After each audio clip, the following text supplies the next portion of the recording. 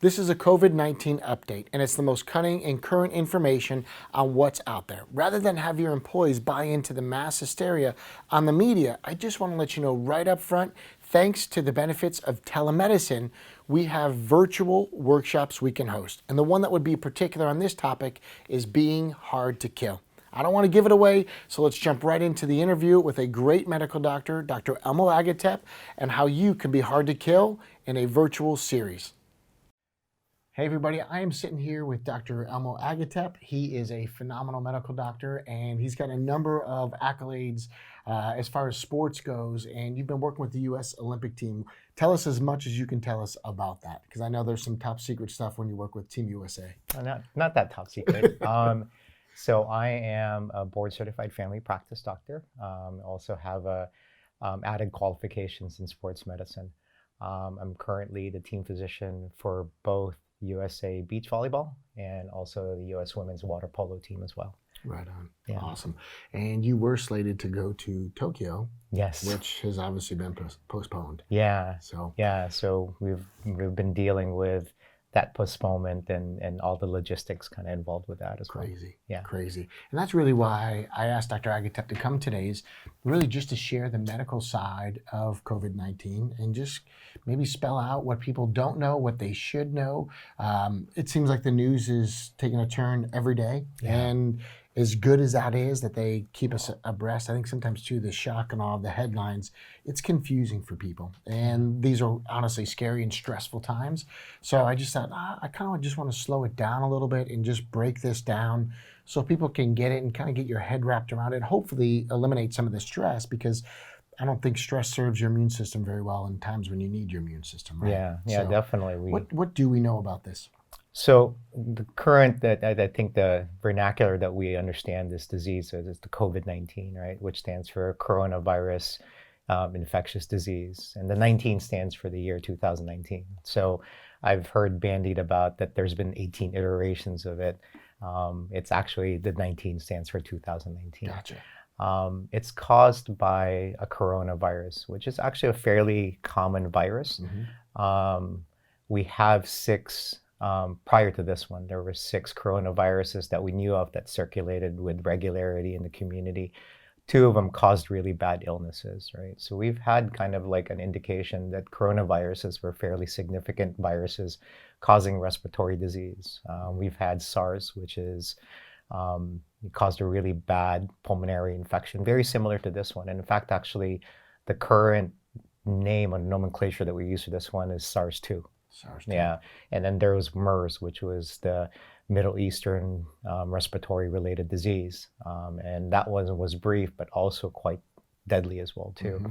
And then the 4 other types of coronaviruses actually account for about 25% of the common colds that we all get annually. So 25% of them traditionally have kind of been from some form of coronavirus. Yeah, I think that's good for people to know too, maybe just to kind of take some of the hype out of it. It's been around for a while. Yes. And 25% of what most people would just say, hey, your child has a common cold, really has been some form of this. Yeah, and and according to the numbers that the CDC have been giving us healthcare professionals, is that about a quarter of the colds that we get annually tend to be some form of coronavirus out there. Mm-hmm. Now, this current coronavirus actually seems to be a variant that's slightly different from those guys. And with genetic testing, it sounds like it actually arose from probably one of the animals that was being consumed in the wet markets in China, particularly the Wuhan province. Mm-hmm. They think it probably arose from a variant of coronavirus that's endemic in bats. Mm-hmm. And then it made the jump from bats to humans. And part of that reasoning is because in places like that one, they're so intimately in contact with their livestock that unfortunately it makes those jumps. Mm-hmm. So we call that a zoonosis. So it's a transference of an infectious agent from an animal to a different species. Mm-hmm. And from there, because this virus is so novel that our immune system just had no defense against it, mm-hmm. And it quickly spread. Mm-hmm. And unfortunately, because of that spread, and because of it being such a novel virus, our immune system just didn't know how to deal with it. So instead of actually having specialized cells that can actually fight off the infection really easily. Think of like a special ops group, right? So you have a SWAT team that can knock down an infection really easily. Unfortunately, because this is such a novel virus, our immune system just didn't have that SWAT team available.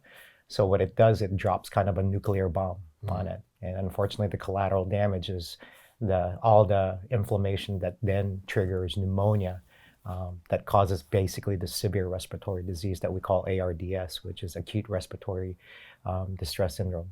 I love it, because I think that's a perfect analogy and kind of sets the stage, a good metaphor for people to understand too, the fact that there's been different strands, right? So also there's a good possibility people have been exposed to one of the strands in the past. Is that fair to say?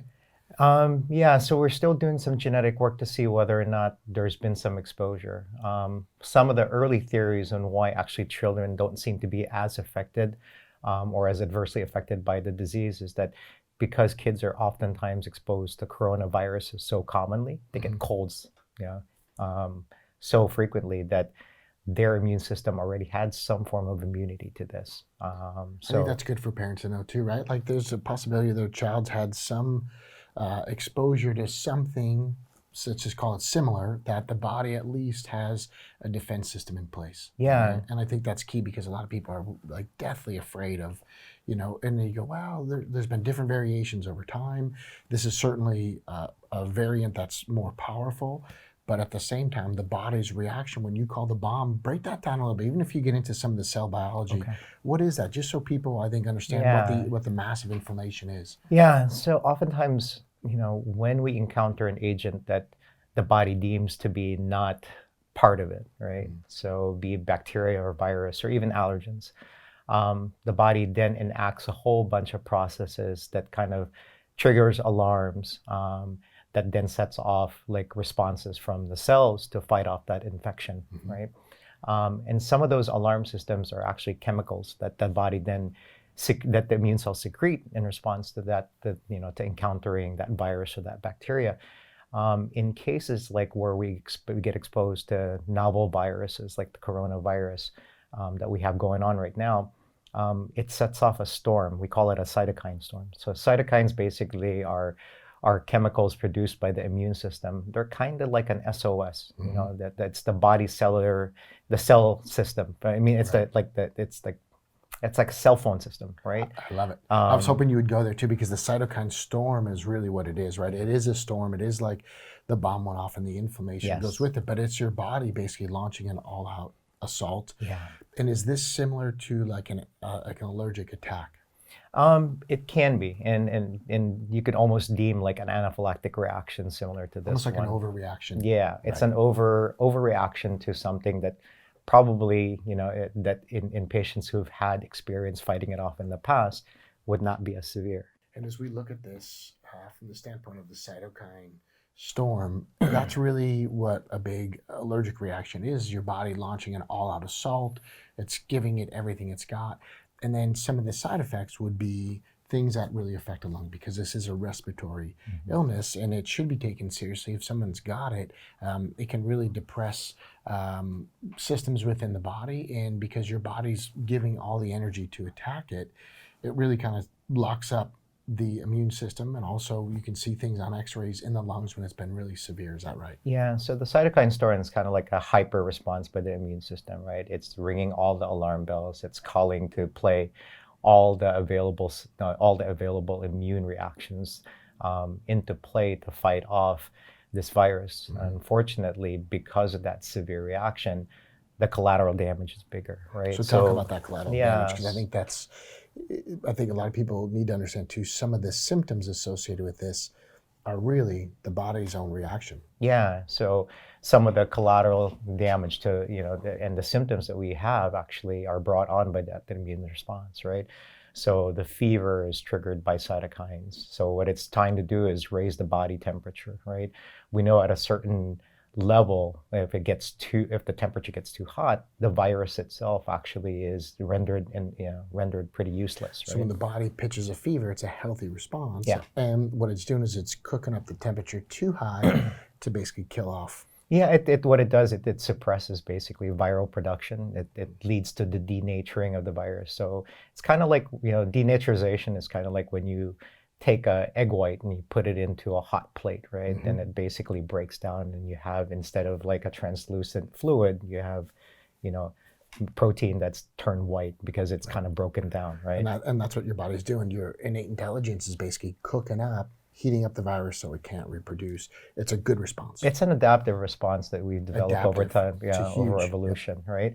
So that's one of the responses. The same thing with like body aches and the shivers and the Talk me chills. through body aches and shivers. Yeah, with chills, we think that's actually one way the body actually um, increases core temperature, right? So it triggers basically your body to your muscles to contract repetitively and unconsciously. So what it does when the muscle starts to actually contract repetitively and through the shivers, it generates more body heat. So it kind of raises your core temperature. The chills seems to be it arises from like those cytokines actually going into your temperature regulation center in the brain, and it lowers kind of like that your perception of like temperature, so you feel cold. That's where the chills come from. So that's the cytokines going to the brain Mm-hmm. to give you the chills. So it gives the perceived Perception that you're cold, so you start to shiver, but core temperature starts to rise as a result of that one. The body aches is still kind of like, we have some idea where that comes from, but there's still a lot of theory of why that happens as well too. But we believe cytokines are responsible for that one as well too. And then there's the pulmonary responses, right? So some of these cytokines lead to increased blood flow to the area to try to recruit more cells to get to there. And then also the blood vessels, as they dilate, they also become leaky, right? So what happens is that with the leakiness of the blood vessels, the cells responsible for the immune response is able to leave circulation and get to the area where the infection's at. But unfortunately, what happens is fluid also leaks out. So the lung then starts to fill with your own bodily fluid, right? And when that happens, the lung becomes stiffer. It's kind of like a sponge picking up more water, right? So it becomes less pliable. It's harder for the person to breathe. And then as that fluid builds up in the lungs, it starts to fill up the little air sacs in your lungs with fluid. So it's harder for you to fill those air sacs with oxygen, so you feel like you're drowning.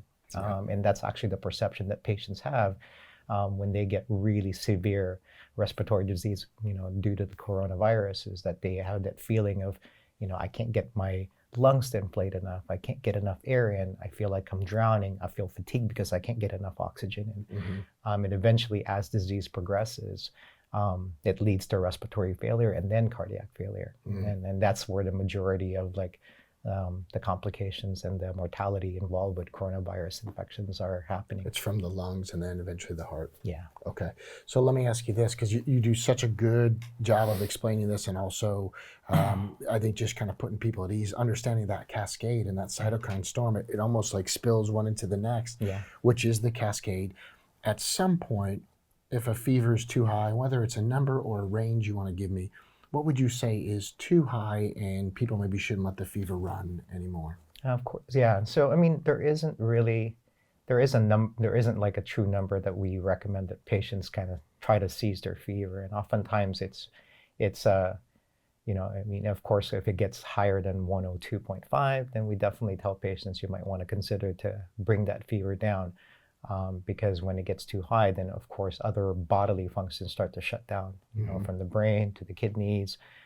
Those can be all affected by extreme temperatures as well too.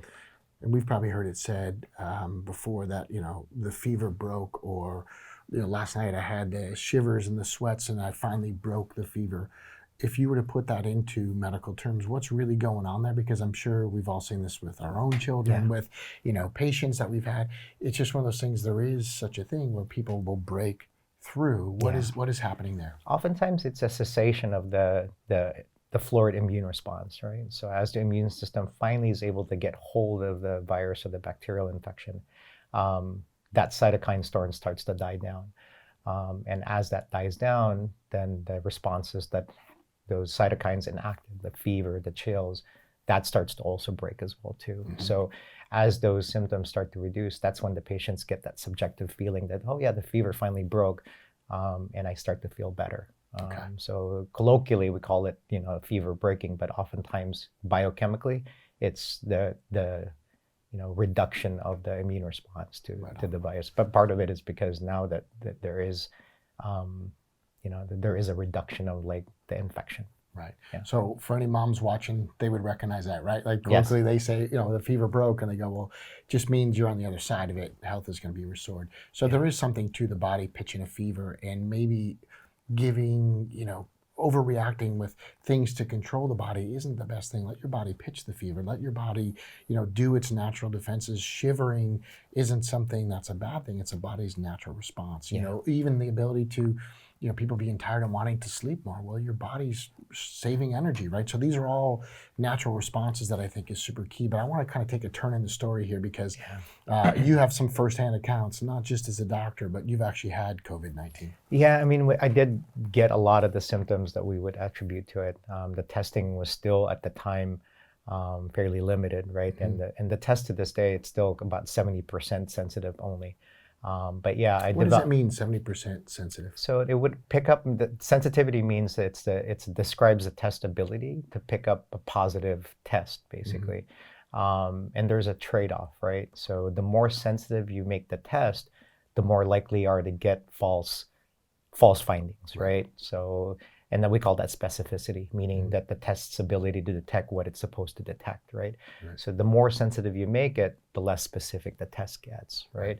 So they're trying to find a fine line between that one. So currently we know from the data that's been published about this test that from like nasal swabs, you get about 63% sensitivity. And as far as like oral swab, it goes down about like 38%. So there's still kind of like a rate of error with the test. So what would that rate of error be about? So in between, like it's about 70 to about 50% like sensitive. I mean, those are rough numbers, and I'd probably say I'm not quoting, published articles about it, but I know. But I think that's important for people to know too, is like, hey, just because something comes back positive, this is still a new test. This thing is, again, developing day by day. Just take that into consideration. Yeah. So the discussion that we've had with patients is that if you do have a positive test, most likely you have it. But if you do have a negative test, doesn't completely rule it out either. It's a good test to rule in, but it's not a good test to rule out, because in fact, there's many anecdotal cases that have been published that show that we've had patients test negative for it, but then after recurrent testing, because they remain symptomatic, after about 3 to 4 repetitive tests, that they end up positive for it. And so us in clinic, what we say is that if you do have the true symptoms of it, that consider yourself positive. And that's kind of like what happened to me. I developed what felt like the fatigue, the chills, the low-grade fever. So I had a temperature of 100.7. So I decided to go into the clinic, get tested for influenza, because we could do that benchtop right in the clinic, as well as the strep test. And both tests came back negative. A second test the following couple of days for another flu test, just to make sure that it was truly negative, was also negative. And I started to develop high fevers. It started to climb to the 101s, the 102s, and I maxed out at 104.7. 104.7. Yeah, with severe body chills and body aches, extreme fatigue, which then evolved into like difficulty breathing. I couldn't even walk up a flight of stairs without stopping for a short, for a breath. I couldn't feel like I couldn't get a deep breath in, and this continued for about 12 to 15 days. And finally, after speaking to friends who were infectious disease specialists and virologists, pretty much they said that consider yourself COVID positive. So I kind of took myself out of rotation and was at home recovering. And the recovery part was pretty horrendous. I don't think I've ever been that sick before. Okay. What were some of the things that you would advise people, or maybe just things that are known once you're sick, what they can do? What would be helpful? Yeah, so a lot of, unfortunately, where our helplessness as healthcare professionals at this point is for patients with mild to moderate disease, is that it's the current recommendation, because we don't have medications to coronavirus that are published and proven to be truly effective, is that we tell patients to quarantine and isolate, and supportive measures are super important, right? So making sure that you hydrate very well, eat hydration. hydration, resting, not pushing yourself too hard, making sure that you eat properly as well too. So get your nutrition in. And I know when people are sick, they just don't want to take in anything. Proper nutrition is a great medication for this one. And things like, some of the building blocks for the immune system. So vitamin A, vitamin D, obviously vitamin C is huge preventatively, but also, giving your body, staying away from sugars. Would you say that would be? Yeah, I mean, that's actually a very good recommendation for anybody who wants to stay healthy, right? Like cutting down on processed foods. I call it basically limiting the chain of custody, right? The less people touch your food, the more likely it is to be actually healthier. And making sure that you cut down on like processed sugars, getting like all your important elements in. And if you're unable to do that one, sometimes maybe using a multivitamin could be also helpful. Sure. I'm definitely I ascribe to some of the evidence that shows that vitamin C and zinc tend to be very helpful during periods of illnesses. So I add that on to my regimen as well too. Cool. But definitely the big ones are hydration, resting, and quarantining yourself. Simple, right? And also a survivor. So it's one of those things, I don't want people to overreact either, and they have a positive test or think they have it and then think it's a death sentence, because we've had some questions on that. Is it over? Should I get my affairs in order? Well, try rest first, and this is one of those that go, oh, but at the same time, I think there's some key points in the way we describe it is be hard to kill, and it's always about keeping the host so that your body is healthy. And like you said, these are things to do whether you're ill or not, like eating proper food and not having processed sugars, just good in general. So what you can control, I want to put the spotlight on that. As wellness champions, what we do is we do virtual workshops, and we can teach you things, whether you're working at home or remotely, that you can do if you are in quarantine, if you are exposed to people, maybe you're a first-time responder. We've got some firefighters who go, hey, this is good anytime. So be hard to kill, meaning have your body healthy so that no matter what you come in contact with, it's not going to be the thing that takes you down. There are variables at play, and control as much of that as possible. So if you want, go to the Wellness Champion site and we can give you some more information. We have doctors that will be happy to do those virtual workshops and teach you a little more specifically where there's some Q&A. But I love your genius on this. I love the expertise and also being candid to share your personal experience, because I think it's really important for people to understand you don't want to get it. Right? You don't. And if you do, you can get through it. And as much as the infectious disease is what Dr. Agatep deals with, a lot of what we talk about is the wellness side, kind of further upstream to just keep people, cognizant of what's going on there. But look, washing your hands regularly and not touching your face and nose is a good thing anytime, right?